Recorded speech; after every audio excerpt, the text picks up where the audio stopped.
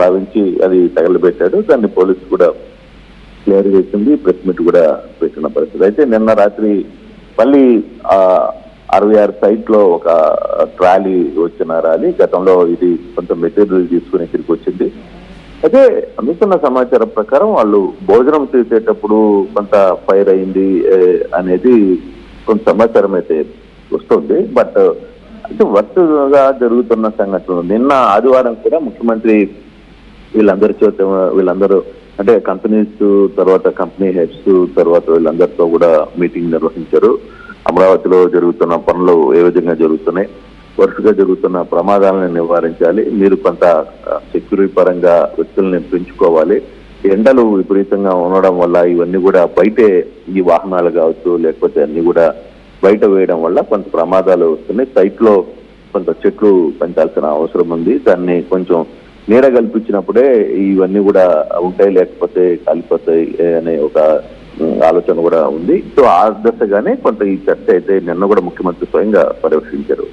మళ్ళీ సాయంత్రానికి ఒక ర్యాలీ కంప్లీట్ గా తగలబడిపోయిన పరిస్థితి అయితే ఉంది. అయితే పోలీసులు దీని మీద విచారణ జరుపుతున్నారు. అయితే దీంట్లో వరుసగా జరిగిన 2-3 సంఘటనలు కూడా అక్కడ ఆ సంస్థల్లో పనిచేస్తున్న విభేదాలు లేదు ఆ సంస్థల్లో పనిచేస్తున్న ఇష్యూల వల్లనే ఈ ఇష్యూ జరిగింది అనేది చాలా క్లియర్ గా అర్థమైంది. సిట్టు కూడా అదే చేసింది. కాకపోతే రాత్రి ఈ కృష్ణమోహన్ కేవలం అక్కడ సంస్థలో పనిచేసేటువంటి ఉద్యోగులకి కార్మికులకి సమన్వయం లేకపోతే విభేదాలు గొడవల కారణంగానే అగ్ని ప్రమాదాలు జరుగుతున్నాయా?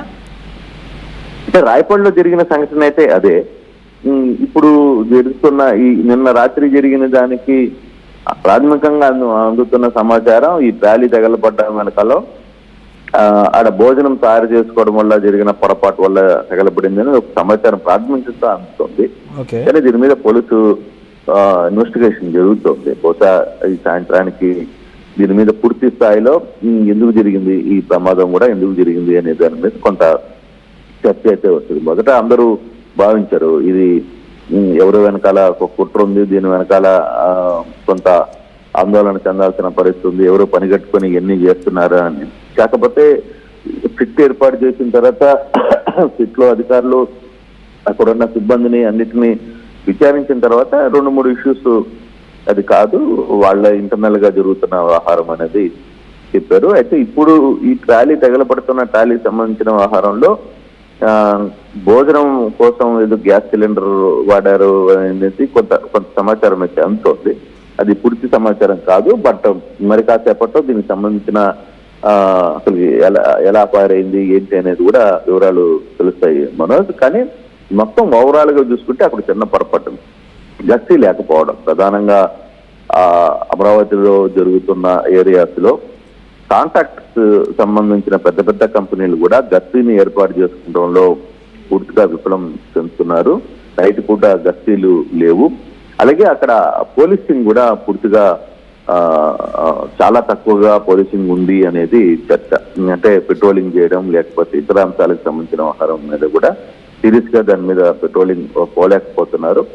అంటే పరిధి పెద్దదైంది, సంఖ్య తక్కువైంది, పరిమిత సంఖ్యలో సిబ్బంది ఉండడం వల్ల అన్ని డ్యూటీలు వాళ్ళు చేయలేకపోతున్నాం అనేది కొంత పోలీసు వర్గాల నుంచి చెప్తున్న పరిస్థితి.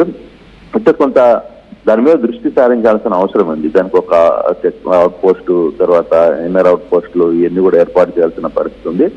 ఆ దిశగా కూడా కొన్ని ఏర్పాట్లకి ప్రభుత్వం నిర్ణయిస్తోంది. అయితే ఎంత త్వరగా చేస్తే అంత త్వరగా మంచిది అనేది ఇష్యూ. బట్ ఓవరాల్ గా అయితే ఈ అమరావతిలో వరుసగా జరుగుతున్న 4-5 సంఘటనలు కొంత ఆందోళన కలిగించిన అంశం చేసినా కానీ లేక్ ఆఫ్ అక్కడ కంపెనీలు కూడా మనుషుల్ని పెట్టుకోవడం, సెక్యూరిటీని పెంచుకోకపోవడం, ఇవన్నీ కూడా వాళ్ళ సైడ్ నుంచి కూడా కొన్ని తప్పులు ఉన్నాయి అనేది క్లియర్ గా అర్థమవుతుంది మనోజ్.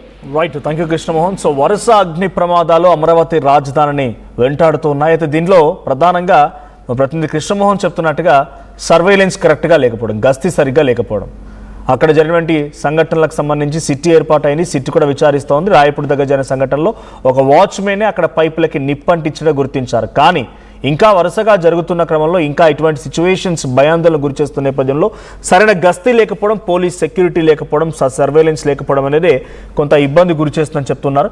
సో నిన్న రాత్రి ఒక లారీ పూర్తిగా దగ్ధమైపోయింది.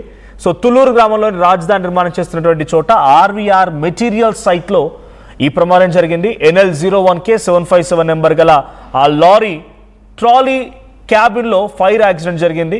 అయితే వెంటనే మంటలను అదుపు చేసే ప్రయత్నం చేసే సిబ్బంది. సుమారుగా 15 రోజులు అవుతుందట ఆ మెటీరియల్ తీసుకొని వచ్చి ఆ లారీ అక్కడే ఉండిపోతోంది. అయితే ఈ ఘటన